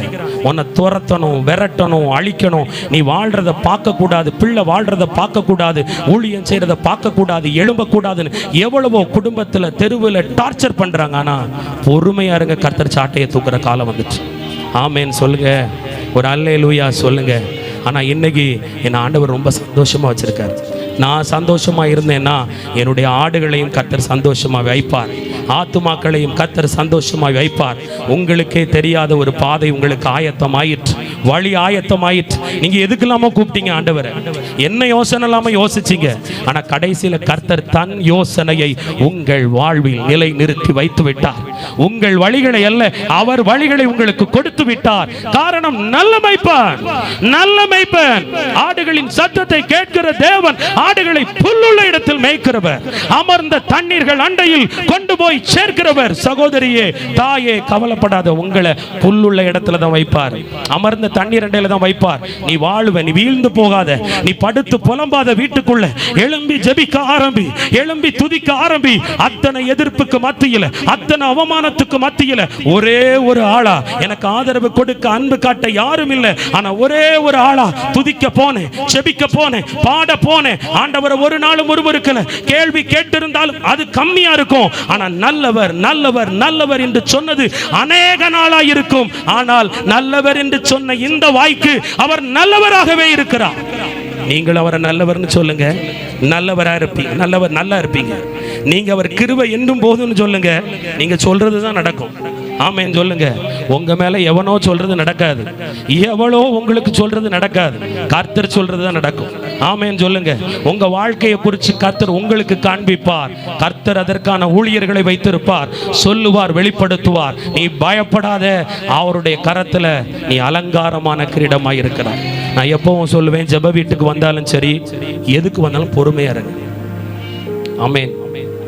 இங்கேயும் உடைப்பாங்க, சபைக்கு போனா அங்கேயும் உன்னை உடைக்கிறதுக்கு ஒரு ஆள் இருக்கும். நீ கல்யாண வீட்டுக்கு போனா அங்கேயும் உடைக்கிறதுக்கு ஆள் இருக்கும். அப்படி உன்னை ஒரு மாதிரி பார்த்துட்டு போவாங்க சிலர். ஆனா நான் சொல்றேன், கர்த்தருடைய பார்வையில் அலங்காரமான கிரீடம். ஆமென் சொல்லுங்க. இந்த உலகத்துல உங்களை சொல்றாங்கல்ல, ஒண்ணு ஏதோ ஒன்று சொல்லுவாங்க, அவங்கள திருப்பி பாருங்க, அவங்க பின்னாடி வண்டியா அழுக்கு இருக்கும். ஆனா உங்களை ஆண்டவர் அப்படி வைக்கல. நான் சொல்றேன், பொறுமை பொறுமை பொறுமை பொறுமை. எரேமியா சாட்டி விட்டான், இது உங்களுக்கு வந்த பாடு, இது எனக்கு வந்த பாடு இல்லை. ஆமேன்னு சொல்லுங்க. நான் அடிக்கடி ஆண்டவர்கிட்ட இப்போ கேட்க மாட்டேன், ஏன்னா நீங்கள் தானே படைச்சிங்க, நீங்கள் தானே உருவாக்குனீங்க, எனக்கு மட்டும் ஏன் இதெல்லாம் தரல. ஆனால் அன்னைக்கு தெரியாது, இந்த இடத்துல நிறுத்தத்தான் அந்த பாடு. நான் இன்னைக்கு சொல்கிறேன், நீங்கள் எங்கேயோ உட்காந்துருக்கீங்க, மறைஞ்சிருக்கீங்க, ஒளிச்சிருக்கீங்க, படுத்திருக்கீங்க. ஆனால் நீங்கள் போக வேண்டிய தூரம் வெகு தூரம் உண்டு. உங்கள் குமாரனும் குமாரத்திகளும் பயணப்பட போகிற இடம் ஒன்று உண்டு. அங்கே கொண்டு நிறுத்துற வர ஆண்டவர் ஓய மாட்டார். ஆமேன்னு சொல்லுங்க. பாருங்க, நானும் 4 மணிக்கு செய்தியை முடிச்சிடலான்னு தான் பார்க்கேன். ஆனால் இந்த அடுப்பு பாருங்க, நேரம் ஆக ஆக தான் பயங்கரமாக கபகபன்னு எரியும். இப்போ தான் உங்கள் ஆத்மா கொழுந்து விட்டு எரிய ஆரம்பிச்சிருக்கு. அது பச்சை கட்டையாக இருக்குது பார்த்தீங்களா, பச்சையாக வந்துங்க போட்டுறீங்க. நான் அதுக்கு கொஞ்சம் சூடு தேய்ச்சி, அதுக்கு கொஞ்சம் மண்ணெண்ணெய் ஊற்றி, கொஞ்சம் தாளை வச்சு உஃப்னு ஊத எனக்கு 1/2 மணி நேரம் ஆயிடுது. ஆமேன்னு சொல்லுங்க. அதனால தான் அனலாக வாங்கங்கிறேன். குளிராக வராதிங்க அக்கா. அக்கா, நீங்க கவலைப்பட்டா குளிராயிருவீங்க, நீங்க பொறாமப்பட்டாலும் குளிராயிருவீங்க, நீங்க பெருமைப்பட்டாலும் குளிராயிருவீங்க, நீங்க மற்றவங்களை பார்த்தாலும் குளிர்ந்து போவீங்க, நீங்க உங்களை பார்த்து சீ இப்படி இருக்குனாலும் நீ குளிர்ந்து போவ, நீ சிந்தையில போராடனாலும் குளிர்ந்து போவ, நீ கர்த்தரை பார்த்தா அனலா இருப்ப. அனலா இருந்தா என் செய்தியும் 1/2 மணி நேரத்துல முடிஞ்சிடும், என் வேலையும் 4 மணியோட முடிஞ்சு போகும் பாருங்க. ஒரு அல்லேலூயா சொல்லுங்க, ஆமேன்னு சொல்லுங்க. உங்களை தட்டி எழுப்பி நிற்கிறதுக்குள்ள எனக்கு கொஞ்சம் மேல் மூச்சு கீழ் மூச்சு வாங்கி ஒரு அல்லேலூயா சொல்லுங்க. கவலைப்படாதிருங்கள், சோர்ந்து போகாதிருங்கள். இந்த வார்த்தை எதுக்குன்னு அது காதுக்குள்ள போகணும். ஆமேன். ஏன்னா காதுக்குள்ள நிறைய என்ன போகுது, இவ பொல்லாதவா, இவ பொல்லாத குடும்பத்துக்காரி, இவன் பொல்லாதவன், இவன் ஒண்ணுக்கும் உதவாதவன், இதுவே போயிடுச்சு பாத்தீங்களா. இது போய் சிந்தைக்குள்ளெல்லாம் போய் வலைய போல பின்னிட்டு. அதனாலதான் அடிக்கடி இல்ல கர்த்தர் உங்களை ஆசீர்வதிப்பார், விடுதலை செய்வார் என்ற வார்த்தை போய் அந்த பின்னலுக்குள் இருக்கிற சத்துருவின் நியாயத்தை வெளியே எடுக்கிறது. ஆமேன், ஹல்லேலூயா. இனி உங்க மேல கர்த்தருடைய குறித்த காலத்து தரிசனம் மட்டும் தான் நிறைவேறும். நீங்கள் வெட்கப்பட மாட்டீர்கள், அவமானப்பட மாட்டீர்கள், உடைக்கப்படவும் மாட்டீங்க. நான் உண்மையிலேயே என் வாழ்க்கையெல்லாம் நான் நிறைய இது சொல்ல முடியாது, அவ்வளவு அவமானங்களை நான் சகிச்சிருக்கிறேன். ஆனால் எந்த இடத்துலையும் எமோஷனல் ஆனதில்லை, எந்த இடத்துலையும் யாரை எதிர்த்ததில்லை, ஓட தான் செஞ்சேன் அல்லது விலகி இருந்தேன். ஆனால் இன்னைக்கு என்னை கண்டு விலகி இருக்கும்படி வைத்திருக்கிறார். கொஞ்ச காலம்தான் உங்கள் பக்கத்தில் உட்காந்து லொல்லுன்னு குழைப்பாங்க. ஆமேன்னு சொல்லுங்க. நீ சூரியனாயிரு, நீங்களும் நாயா மாறிடாதீங்க. ஆமேன்னு சொல்லுங்க. சூரியனை பார்த்து நாய் குலைச்சா நாய்க்கு தாங்க வாய் வலிக்கும். ஜெபிக்கிற பிள்ளையே, துதிக்கிற பிள்ளையே, இதோ கர்த்தருக்கு காத்திருக்கிற பிள்ளையே, அவமானத்துக்குள்ள பயணப்படுற பிள்ளையே, இதோ நெருக்கத்துக்கு மத்தியில் இருக்கிற பிள்ளையே, நீ சூரியன் என்கிறார். ஏனென்றால் கர்த்தருடைய வெளிச்சம் உன் மேல இருக்கிறதுனால நீ ஒரு வெளிச்சம். உங்களை கண்டு நாய்கள் ஊளையிடுவதை போல லொல் லொல் லொல் லொல்னு யாரும் போனாலும் சரி, சிலது லொல்லொல்லுங்க, சிலது உருன்னே பார்த்துட்டு போவோம். ஆமேன்னு சொல்லுங்க.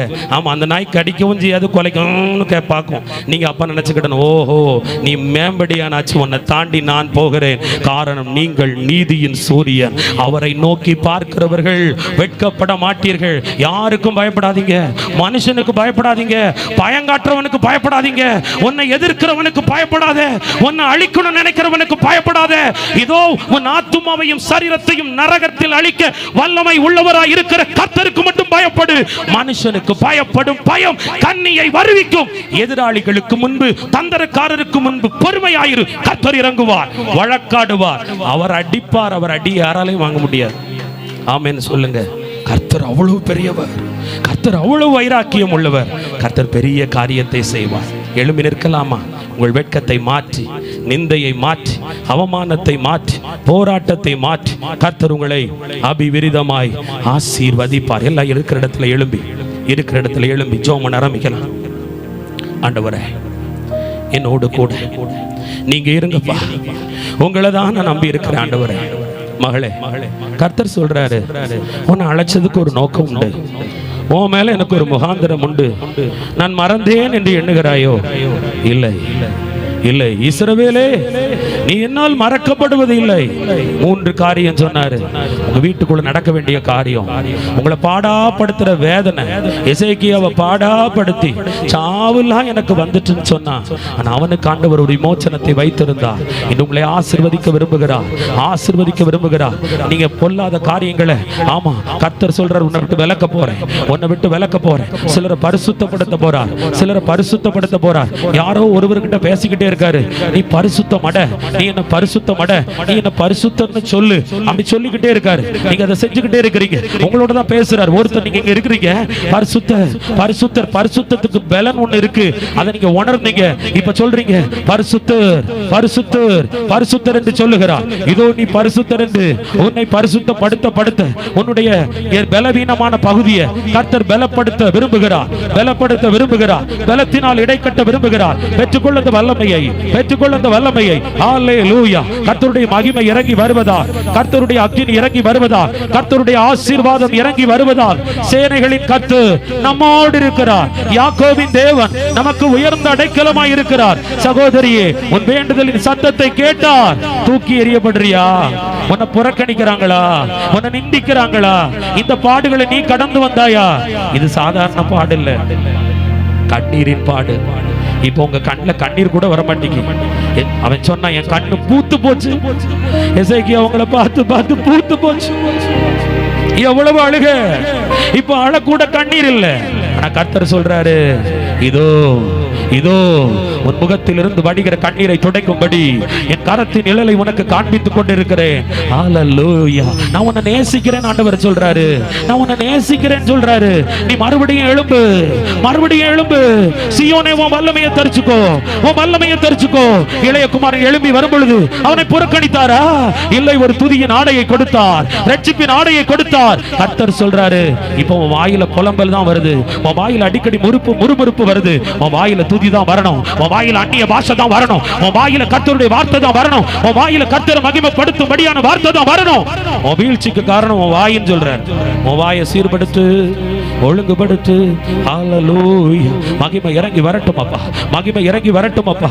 ஆண்டவர் தொட்டுக்கொண்டே இருக்கிறார். உங்க வீட்டின் எல்லைகளுக்குள் போகிறார், உங்கள் வீட்டின் எல்லைகளுக்குள் போகிறார். பிரச்சனையின் முடிவுக்கு கொண்டு வருகிறார், பிரச்சனைக்கு தீர்வை தருகிறார். ஹல்லேலூயா. ஏசப்பா வாழ வைங்கப்பா, ஏசப்பா ஆசீர்வதிங்கப்பா. எனக்கு யாருமே இல்லைன்னு சொல்லி அழுகிற ஒரு மகளை நான் பார்க்கிறேன். யாருமே இல்லையே, யாருமே இல்லையே. ஆண்டவர் சொல்றாரு, நீ பயப்படாத, உனக்காக நான் எழுந்தருளுவேன், உனக்கு நான் நியாயம் செய்வேன், நியாயம் செய்வேன். நீதி நிமித்தம் நீ துன்பப்படுத்தப்பட்டாய், நீ நியாயத்தினால பைத்தியம் கூட பேர வாங்குற. ஆண்டவர் சொல்றார், உன்னை நேசிக்கிறேன், உன்னை நேசிக்கிறேன். ஹல்லேலூயா. என் குடும்பம் என்ன உடைக்குது, மகா என்ன உடைக்கிறாள், மகன் என்ன உடைக்கிறான், கணவர் என்ன உடைக்கிறார், என் உடன்பிறப்புகள் என்னை உடைக்கிறார்கள். யார் எங்களுக்கு ஆறுதல் சொல்லணுமோ, தைரியம் சொல்லணுமோ, அவங்க உடைக்கிறாங்க. கர்த்தர் சொல்றார், பயப்படாத. யார் சொன்னது? நான் உன்னை ஆற்றி தேற்றி பலப்படுத்தி சகாயம் பண்ணி கொண்டே இருக்கிறேன். கர்த்தருடைய கரம் உண்மையில இறங்கி வந்து கொண்டே இருக்கிறது. உங்க கண்கள் ஒரு ஆசீர்வாத மழையை வீட்டுக்குள்ள பார்க்க போகுது, வீட்டுக்குள்ள பார்க்க போகுது. நீ ஆனந்த களிப்போடு இருக்க போகிறாய், உன் சஞ்சலம் மாற போகிறது. நிச்சயமா ஆண்டவர் சொல்றாரு, இந்த டிசம்பர் மாதம் முடியும் போது நீ போஷிக்கப்பட்டிருப்பாய், திருப்தி அடைந்திருப்பாய், மீதம் எடுத்திருப்பாய். அப்படிப்பட்ட ஒரு கூடையை கர்த்தர் உன் கரத்தில் தந்து உன்னை ஆசீர்வதித்து அனுப்புகிறார். எல்லா முடிவுக்கும், எல்லா பிரச்சனைக்கும் தீர்வு சமீபமாய் வந்தது. பெற்றுக்கொள்ளதை இயேசுவின் நாமத்தினால் ஆசீர்வதிக்கிறேன், ஆசீர்வதிக்கிறேன். தூக்கி எறியப்பட்ட ஆண்டவரே, ஒவ்வொரு ஜனத்தை எடுத்து உயர்த்து உயர்த்துங்கப்பா, கோபுர மேட்டுல வச்சிருங்கப்பா. இவங்களை ஆண்டவரே அழகா மாற்றுங்க, அற்புதமா மாற்றுங்க, அற்பத்திலிருந்து ஆச்சரியமாய் மாற்றுங்க. ஆசீர்வதிங்க. துதி கன மகிமை எல்லாம் உமக்கு செலுத்தி ஜெபிக்கிறேன் பிதாவே. என் ஆத்துமாவே கர்த்தரை ஸ்தோத்தரி, என் முழு உள்ளமே கர்த்தருடைய பரிசுத்த நாமத்தை ஸ்தோத்தரி. என் ஆத்துமாவே கர்த்தரை ஸ்தோத்தரி, கர்த்தர் செய்த சகல உபகாரங்களை மறவாதே. ஆமென், ஆமென்.